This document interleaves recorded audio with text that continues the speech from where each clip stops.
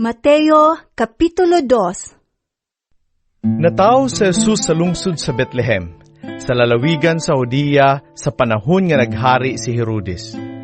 Unya, may mga tao nga may kaalam bahin sa mga bituon nga nangabot sa Jerusalem, gikan sa sidlakan ug nangutana. Hain man ang bata nga nataw, nga maoy mahimong hari sa mga Hudeo.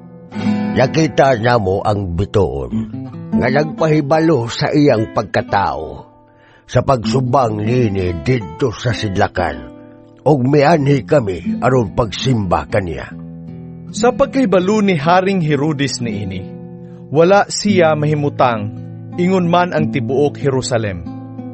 Gitigom niya ang kadagkuan sa mga pari ug ang mga magtutudlo sa balaod, ug gipangutana niya sila.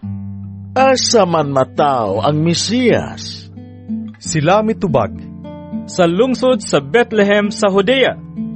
Mao kini ang giingon sa Dios nga gisulat sa propeta.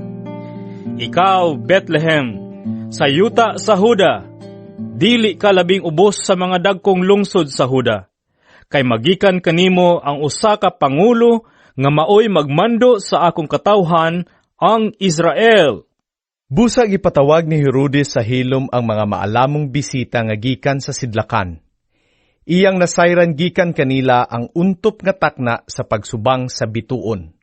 Unya, gipaadto niya sila sa Bethlehem nga nag-ingon.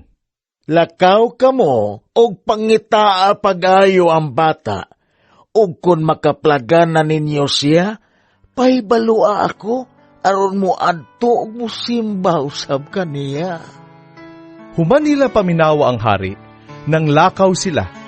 Sa didto na sila sa dalan, nakita nila pag-usab ang bituon nga nakit-an nila sa sidlakan. Dako kaayo ang ilang kalipay sa pagkakita nila sa bituon. Ug nag-una kini kanila, hangtod nga miabot kini ug mihunong sa tungod gayud sa nahimutangan sa bata. Unya misulod sila sa balay ug nakita nila ang bata uban sa iyang inahan nga si Maria. Nang luhod sila ug misimba sa bata. Unya giablihan nila ang ilang mga gasa ug mihalad sila kaniyag bulawan, insinso ug mira. Pinaagi sa damgo, gipahimatngunan sila sa Dios sa dili pagbalik ngadto kang Herodes, busa na mauli sila agi sa laing dalan. Sa diha nga nang lakaw na ang mga maalamong bisita, usa ka anghel sa Ginoo ang mipakita kang Jose pinaagi sa damgo nga nag-ingon. Bangon, dad-a ang bata, ug ang iyang inahan, ug pangagyo kamo ngadto sa Ehipto, ug pabilin didto hangtod nga papaulion ko kamo. Kay ang bata pangitaon ni Herodes, aron patyon. Busa, mibangon si Jose. Gidala niya ang bata ug ang inahan, ug mikagyo sila ni adtong gabhi una, padulong sa Ehipto. Nagpabilin sila didto, hangtod nga namatay si Herodes. Nahitabo kini, aron matuman ang giingon sa Ginoo pinaagi sa propeta. Gitawag ko ang akong anak gikan sa Ehipto. Sa pagkamatngon ni Herodes nga nalingla siya sa mga bisita, hilabihan gayud niyang sukua.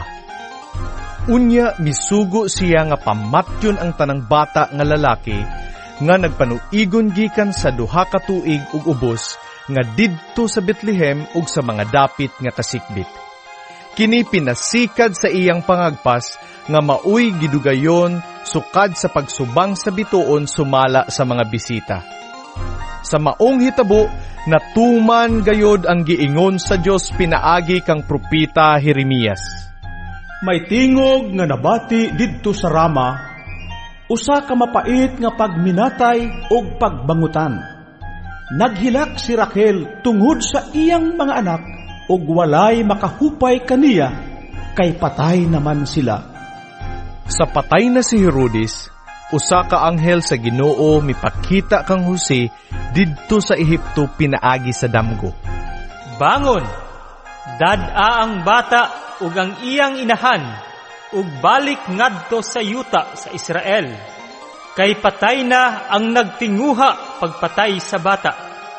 Matud sa anghel.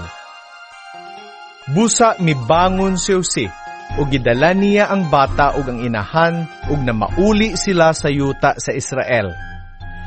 Apan, sa pagkanungog niya nga si Arkelao na ang naghari sa Judea, puli kang Herodes nga iyang amahan, nahadlok si Jose sa pagpuyo didto. Unya gipahimangnuan na usab siya sa Ginoo, pinaagi sa damgo, busa miadto siya sa lalawigan sa Galilea, ug mipuyo sa usa ka lungsod nga ginganlag Nazaret. Nahitabo kini aron matuman ang giingon sa mga propeta. Siya pagailhong taga Nazaret,